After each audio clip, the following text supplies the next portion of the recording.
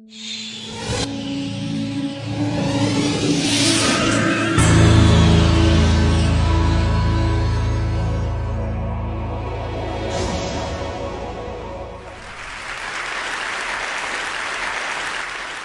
imagine a big explosion as you climb through 3,000 feet.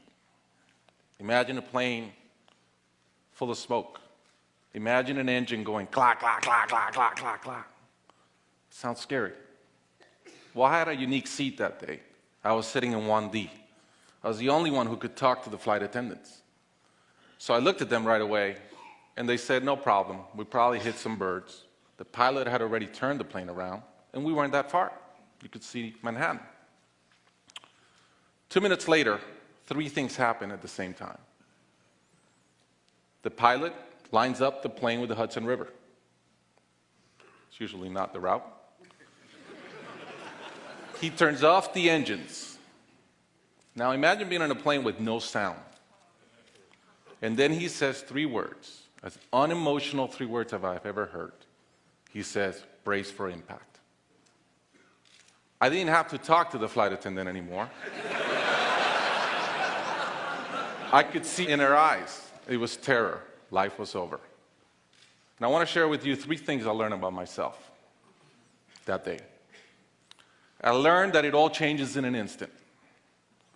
We have this bucket list, we have these things we want to do in life, and I thought about all the people I wanted to reach out that I didn't, all the fences I wanted to mend, all the experiences I wanted to have and I never did. As I thought about that, later on I came up with a saying, which is, I collect bad wines. Because if the wine is ready and the person is there, I'm opening it. I no longer want to postpone anything in life. And that urgency, that purpose has really changed my life.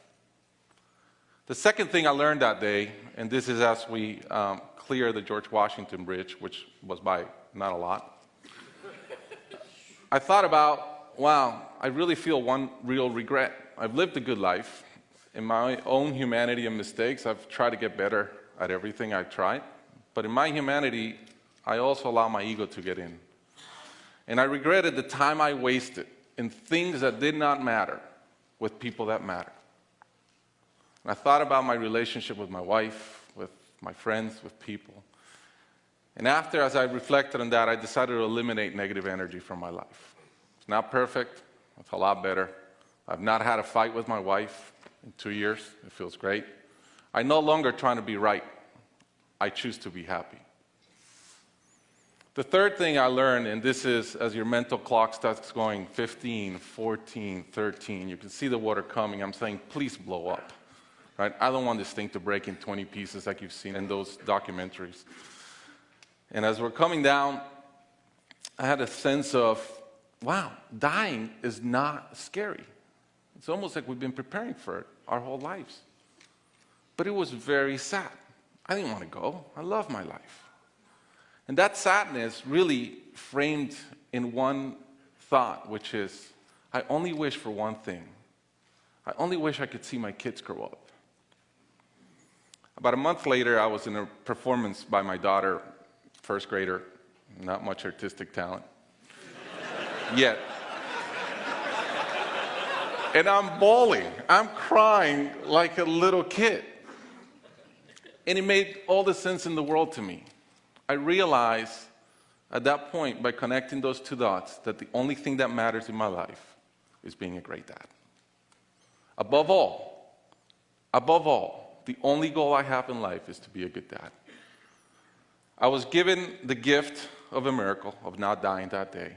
I was given another gift, which was to be able to see into the future and come back and live differently. I challenge you guys that are flying today. Imagine the same thing happens on your plane, and please don't. But imagine, and how would you change? What would you get done that you're waiting to get done because you think you'll be here forever?